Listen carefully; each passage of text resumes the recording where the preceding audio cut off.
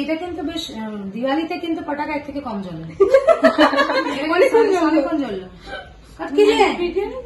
Hey guys, welcome back to my mini blog. সকালবেলা ঘুম থেকে উঠে ঝটপট রেডি হয়ে ক্লাসে চলে এসেছি। আজ ছিল হেয়ারের ক্লাস, তার মধ্যে শুনছি আজ নিতুদির অ্যানিভার্সারি, বাট দাদাকে তো আর একসাথে পাওয়া যাবে না, তো নিতুদিকে নিয়ে অ্যানিভার্সারি সেলিব্রেট করছি হ্যাপি বার্থডে গান করতে করতে। বাট বাইরে ভীষণ জোরে বৃষ্টি পড়ছে, সেটা আজকে আমরা মিস করেছি। পরে শুনেছি সেটা শিলা বৃষ্টি ছিল, কিন্তু বাইরে বেরিয়ে যা জল জমেছিল আমি তো ভীষণ খুশি হয়েছি। এত জল ভাই, 43 ডিগ্রি থেকে ডাইরেক্ট বৃষ্টিতে কে না মজা করে। ভালো রাস্তা থাকা সত্ত্বেও তুই ভিজে ভিজে যাচ্ছিস ইচ্ছে করে। এরকম করতে করতে আমরা চলে এলাম মেট্রো স্টেশন। মেট্রোর জন্য অপেক্ষা করতে গিয়ে দেখলাম ভীষণভাবে বৃষ্টি এসেছে। তারপরে হঠাৎ চোখে পড়লো, ওমা এই তো মেট্রো স্টেশন ফুটো হয়ে গিয়ে জল পড়ছে। তারপরে দেখলাম মেট্রো বাবাজি স্নান করতে করতে চলে এসেছে। আমিও দেরি না করে ঝটপট মেট্রোর মধ্যে উঠে বললাম, বৃষ্টিটা একটু কমে গেছে। বাট নিচে না নামতে নামতে দেখছি ভীষণ জোরে বৃষ্টি এসে গেছে। আবার এই যে বৃষ্টির আসা যাওয়া খেলার মধ্যে আছি, প্রচণ্ডভাবে ফেঁসে গিয়েছি।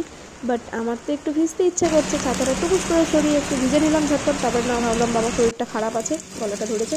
তারপর দেখছি ভীষণ জোরে বৃষ্টি এসেছে।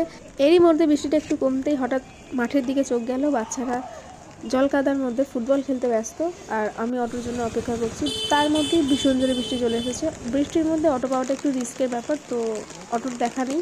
আলটিমেটলি একটা টাইম পরে অটো এলো, তো চলো বাড়ি যাওয়া যাক, টাটা।